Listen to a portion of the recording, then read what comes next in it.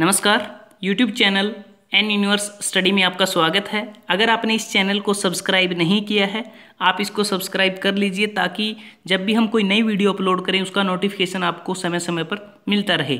आप इसके Facebook page N universe study को भी लाइक कर सकते हैं, जिससे आपको HSSC से रिलेटेड कोई भी इन्फॉर्मेशन है वो टाइमली मिलती रहे। आज हम इस वीडियो में डिस्कस करेंगे HSSC परीक्षा फील्ड इंस्पेक्टर स्टोर, जो एडवर्टाइजमेंट नंबर 6/2016 और कैटेगरी नंबर 50 के अंतर्गत आती है।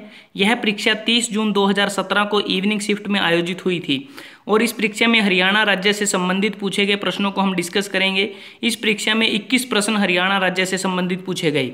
हमने पार्ट 1 में 13 प्रश्न डिस्कस किए थे और आज पार्ट 2 में बाकी बचे 8 प्रश्नों को डिस्कस करेंगे। शुरू करते हैं। पहला प्रश्न है, सूरज कुंड का निर्माण किसके द्वारा कराया गया था? ऑप्शन है अनंगपाल द्वितीय, हेमचंद्र, महिपाल, हर्षवर्धन। इस प्रश्न का सही उत्तर है ऑप्शन ए, अनंगपाल द्वितीय। अनंगपाल द्वितीय तोमर वंश के शासक थे। हरियाणा तक विस्तृत इनके राज्य क्षेत्र की राजधानी दिल्ली थी और इन्होंने ही सूरजकुंड का निर्माण करवाया था। इसने तोमर राज्य को सुदृढ़ किया तथा सेना को अनुशासित किया और अनंगपाल द्वितीय ने अनेक मुद्राएं भी जारी की थी। अगला प्रश्न है, निम्नलिखित में से कौन सा विधानसभा क्षेत्र अनुसूचित जाति के लिए आरक्षित नहीं है? अगर मैं आंसर की बात करता हूं तो आंसर की में इस प्रश्न का उत्तर दिया गया है ऑप्शन डी, नारनौल। लेकिन इस प्रश्न में थोड़ी सी कॉन्ट्राडिक्शन है। कॉन्ट्राडिक्शन यह है कि दिए गए ऑप्शन में 2 क्षेत्र बावल और जज्जर अनुसूचित जाति के लिए आरक्षित हैं और बड़ौदा और नारनौल सामान्य श्रेणी के लिए हैं। थोड़ा विस्तार से बताना चाहूँगा कि हरियाणा प्रदेश 1 नवंबर 1966 को भारत के 17वें राज्य के रूप में अस्तित्व में आया और उस समय हरियाणा में 54 विधानसभा सीटें थी, जिनमें से 44 सीटें सामान्य श्रेणी और 10 सीटें अनुसूचित जाति के लिए आरक्षित थी। मार्च 1967 में इस संख्या को बढ़ाकर 81 किया गया और 1977 में फिर से संख्या को बढ़ाकर 90 किया गया। वर्तमान में हरियाणा विधानसभा की 90 सीटें हैं, जिसमें से 73 सीटें सामान्य श्रेणी और 17 सीटें अनुसूचित जातियों के लिए आरक्षित हैं। वर्तमान में 13वीं विधानसभा है और शासक दल भारतीय जनता पार्टी है। अब मैं बात करता हूं कि हरियाणा में वर्तमान में 17 आरक्षित सीटें कौन कौन सी हैं विधानसभा की।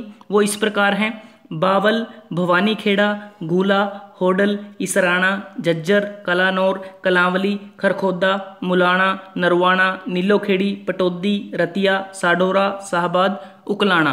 अब मैं बात करता हूं जो बड़ौदा है। बड़ौदा 1967 से 2005 के विधानसभा चुनाव तक यह एक आरक्षित सीट थी, लेकिन 2009 में इसको सामान्य श्रेणी में बदल दिया गया और 2009 में इससे कृष्ण हुड्डा इसके विधायक थे और वर्तमान में 13वीं विधानसभा में भी बड़ौदा से कृष्ण हुड्डा, जो श्री कृष्ण हुड्डा हैं, वो फिर से वर्तमान में भी यहाँ से विधायक हैं। तो बड़ौदा और नारनौल ये दोनों सामान्य श्रेणी की सीटें हैं। अब और बावल की बात करते हैं। बावल एक आरक्षित सीट है और वर्तमान में बावल से बनवारी लाल भाजपा से विधायक हैं। जज्जर से गीता बुक्कल कांग्रेस से विधायक हैं और नारनौल से ओम प्रकाश बीजेपी पार्टी से विधायक हैं। और इम्पोर्टेंट बात यह है कि हरियाणा में लोकसभा की 10 सीटें हैं और प्रत्येक लोकसभा क्षेत्र के अंतर्गत 9 विधानसभा क्षेत्र हैं। अब बात करते हैं जो बड़ौदा है। जो बड़ौदा विधानसभा क्षेत्र है यह सोनीपत लोकसभा क्षेत्र के अंतर्गत आता है। जो बावल है, बावल गुरुग्राम लोकसभा क्षेत्र के अंतर्गत आता है। जज्जर रोहतक लोकसभा क्षेत्र के अंतर्गत आता है और नारनौल भिवानी महेंद्रगढ़ लोकसभा क्षेत्र के अंतर्गत आता है। और वर्तमान की जो 13वीं विधानसभा की जो सीटें हैं उनमें जो 17 आरक्षित सीटें हैं उनमें से 9 सीटों पर भाजपा, 4 सीटों पर कांग्रेस, 3 सीटों पर इनेलो और 1 सीट पर शिरोमणि अकाली दल का विधायक है। अगला प्रश्न है, असहयोग आंदोलन के प्रमुख नेता हरियाणा में कौन थे? ऑप्शन है महात्मा गांधी, राजा राम, लाला लाजपत राय, सूरजमल। इस प्रश्न का सही उत्तर है ऑप्शन सी, लाला लाजपत राय। वर्ष 1920 में कलकत्ता अधिवेशन में कांग्रेस ने असहयोग आंदोलन का प्रस्ताव पारित किया। अंग्रेजों के विरुद्ध भारत में हुआ यह एक व्यापक जन आंदोलन था। इस आंदोलन में सरकारी पदों से इस्तीफा, सरकारी स्कूल, न्यायालयों व विदेशी वस्त्रों व अन्य वस्तुओं के बहिष्कार सहित प्रत्येक स्तर पर ब्रिटिश सरकार का असहयोग करना शामिल था। हरियाणा के पानीपत में अक्टूबर 1920 में असहयोग आंदोलन संबंधी प्रथम सभा का आयोजन लाला लाजपत राय की अध्यक्षता में हुआ। अक्टूबर 1920 में ही भिवानी में एक बड़ी सभा का आयोजन लाला मुरलीधर की अध्यक्षता में किया गया और इस सभा में महात्मा गांधी, मौलाना अबुल कलाम आज़ाद, मोहम्मद अली, शौकत अली, डॉक्टर अंसारी, लाला दुलीचंद इत्यादि बड़े नेता शामिल हुए। असहयोग आंदोलन के चलते हरियाणा के बहुत से लोगों ने सरकार से प्राप्त सम्मानित पद और पदक लौटा दिए। अंबाला के लाला मुरलीधर ने राय बहादुर पद का त्याग किया। स्वदेशी आंदोलन के प्रचार प्रसार के लिए पंडित मदन मोहन मालवीय व मोहम्मद अली अक्टूबर 1921 में रोहतक आए। फरवरी 1921 में महात्मा गांधी ने एक बार फिर हरियाणा के विभिन्न क्षेत्रों का दौरा किया। उनके साथ लाला लाजपत राय, मौलाना अबुल कलाम आज़ाद, जमना लाल बजाज और कस्तूरबा भी थी। असहयोग आंदोलन हरियाणा में बहुत सफल व लोकप्रिय रहा, लेकिन चौधरी छोटूराम असहयोग आंदोलन के पक्ष में नहीं थे। अगला प्रश्न है 1857 की क्रांति में हरियाणा के किस जिले का योगदान रहा? ऑप्शन है गुड़गांव, हिसार, रोहतक, उपरोक्त सभी। इस प्रश्न का सही उत्तर है ऑप्शन डी, उपरोक्त सभी। ब्रिटिश ईस्ट इंडिया कंपनी की सामाजिक और धार्मिक क्षेत्र में हस्तक्षेप तथा आर्थिक शोषण के परिणाम स्वरूप देश के अन्य भागों की तरह हरियाणा में भी 1857 की क्रांति की लहर दौड़ी। हरियाणा में इस क्रांति का आरंभ अंबाला से हुआ। 10 मई 1857 को अंबाला छावनी के सैनिकों ने भी क्रांति की शुरुआत करने की योजना बनाई थी। योजना के अनुसार 10 मई को अंग्रेज लोगों के गिरजाघर में प्रार्थना हेतु जाने के बाद शस्त्रागार लूटकर दिल्ली की ओर कूच किया जाना था, किंतु एक सैनिक ने इस योजना की जानकारी अंग्रेज अधिकारियों को दे दी। इससे अंग्रेज सावधान हो गए और 10 मई को सेना की टुकड़ियों द्वारा विद्रोह करते ही अंग्रेजों ने भारतीय सैनिकों को घेर कर समर्पण के लिए बाध्य कर दिया। 13 मई 1857 को दिल्ली से 300 सैनिकों का एक दस्ता गुड़गांव की ओर बढ़ा और राव तुलाराम ने अपने भाई गोपाल देव के साथ अहीरों को संगठित कर अंग्रेजों से संघर्ष किया। इन सफलताओं से प्रभावित होकर फरूखनगर के अहमद अली और बल्लभगढ़ के नाहर सिंह भी क्रांति में शामिल हो गए। अगर गुड़गांव की क्रांति की बात करें, वहां अंग्रेज कलेक्टर विलियम फोर्ड ने उन्हें रोकने का प्रयास किया, किंतु वो असफल रहे। रोहतक में भी मई 1857 के अंत में क्रांति की चिंगारी फूटी। रोहतक पर अंग्रेजों का नियंत्रण लगभग समाप्त हो गया। अंग्रेजों ने अंबाला से एक सेना रोहतक पर नियंत्रण करने के लिए भेजी, किंतु इस सेना ने भी विद्रोह कर दिया और रोहतक के अंग्रेज अधिकारी व व्यापारी जान बचाकर भाग गए। और 1857 ईस्वी में मई के तीसरे सप्ताह में हिसार में भी क्रांति की शुरुआत हुई। हरियाणा लाइट इन्फेंट्री की सैन्य टुकड़ियों ने हिसार सिरसा स्थित अपने शिविरों में विद्रोह कर दिया और आम जनता ने भी सैनिकों को सहयोग दिया। पानीपत कुरुक्षेत्र के निकट थानेसर में भी 1857 की क्रांति का प्रभाव रहा और यहाँ पर लोगों ने अंग्रेजी प्रशासन का प्रभाव लगभग पूरी तरह समाप्त कर दिया। तो कह सकते हैं कि 1857 की क्रांति के दौरान लगभग पूरा हरियाणा अंग्रेजों के विरुद्ध खड़ा था। केवल अंबाला में अंग्रेजों की पूर्व सतर्कता के कारण क्रांति को शुरुआत में ही दबा दिया गया और अंबाला पर अंग्रेजों का अधिकार बना रहा। शेष हरियाणा में काफ़ी समय तक अंग्रेजों का प्रभाव प्राय समाप्त हो गया था।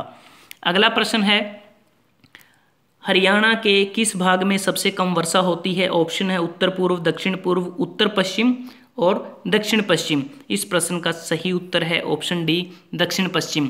हरियाणा में वर्षा कम होती है। यहाँ वर्षा प्रमुख रूप से 2 मौसमों में होती है। पहली मानसून अवधि में जून से सितंबर तक और दूसरी सर्दियों की ऋतु में दिसंबर से फरवरी तक। मानसून अवधि की वर्षा सर्दियों की ऋतु की वर्षा से अधिक होती है। मानसून अवधि में वर्षा खरीफ की फसल के लिए आवश्यक है तथा सर्दियों की ऋतु की वर्षा यद्यपि थोड़ी ही होती है, लेकिन रबी की फसल के लिए अधिक लाभकारी है। संपूर्ण प्रदेश में वर्षा का वार्षिक औसत 45 सेंटीमीटर है। प्रदेश के दक्षिण पश्चिमी भाग सिरसा, हिसार, भिवानी, रेवाड़ी, रोहतक, फरीदाबाद, गुरुग्राम और महेंद्रगढ़ जिलों में कम वर्षा होती है और प्रदेश के उत्तरी पूर्वी भाग अंबाला, यमुनानगर, कुरुक्षेत्र, कैथल, करनाल, जींद, सोनीपत और पानीपत जिलों में वर्षा अधिक होती है। अगला प्रश्न है पानीपत की तीसरी लड़ाई से संबंध स्थल है। ऑप्शन है सलारगंज गेट, कोस मीनार, काबुली बाग और काला अम्ब। इस प्रश्न का सही उत्तर है ऑप्शन डी, काला अम्ब। काला अम्ब पानीपत से 8 किलोमीटर दूर यह स्थित है और सन 1761 में पानीपत का तीसरा युद्ध अहमद शाह अब्दाली और मराठा सरदार शिवराम भाऊ के मध्य हुआ था। युद्ध में मराठा सेना की पराजय हुई और कहा जाता है कि इस स्थान पर एक आम का वृक्ष था और पानीपत के तीसरे युद्ध में मराठों का इतना खून बहा कि आम का वृक्ष भी काला पड़ गया और तभी से इस स्थान को काला अम्ब नाम से जाना जाता है और इस स्थान को हरियाणा सरकार वार हीरो मेमोरियल के रूप में विकसित कर रही है। अगला प्रश्न है, सोनीपत जिले के राई नामक स्थान पर खेलकूद स्कूल का क्या नाम है? ऑप्शन है जवाहरलाल नेहरू खेलकूद स्कूल, मोतीलाल नेहरू खेलकूद स्कूल, राजीव गांधी खेलकूद स्कूल, इंदिरा गांधी खेलकूद स्कूल। इस प्रश्न का सही उत्तर है ऑप्शन बी, मोतीलाल नेहरू खेलकूद स्कूल। जुलाई 1973 में मोतीलाल नेहरू खेल स्कूल की स्थापना की गई और जिसका उद्देश्य युवा छात्रों को उच्च स्तरीय खिलाड़ी बनाना है और यह हरियाणा का एकमात्र खेल विद्यालय है और यह 300 एकड़ में फैला हुआ है। अगला प्रश्न है, पश्चिमी यमुना नहर द्वारा हरियाणा के किस जिले में सिंचाई की जाती है? और ऑप्शन हमारे पास हैं रोहतक, करनाल, सोनीपत, उपरोक्त सभी जिले। इस प्रश्न का सही उत्तर है ऑप्शन डी, उपरोक्त सभी जिले। यह हरियाणा की सबसे पुरानी नहर है और यह यमुना नदी के पश्चिमी किनारे से ताजेवाला नामक स्थान से निकाली गई है। 3226 किलोमीटर लंबी इस नहर से करनाल, अंबाला, हिसार, रोहतक, सिरसा, सोनीपत जिलों के साथ साथ राजस्थान और दिल्ली के कुछ भागों की लगभग 5 लाख हेक्टेयर भूमि की सिंचाई की जाती है। सो दोस्तों, अगर आपको ये वीडियो अच्छा लगा आप इसको लाइक कर सकते हैं, शेयर कर सकते हैं social site Facebook, WhatsApp, Twitter अपने दोस्तों के साथ, स्टूडेंट्स के साथ, और एन यूनिवर्स स्टडी को सब्सक्राइब करना ना भूलें। जल्द ही हाजिर होते हैं एक नई वीडियो के साथ। तब तक के लिए धन्यवाद। आपका दिन शुभ रहे।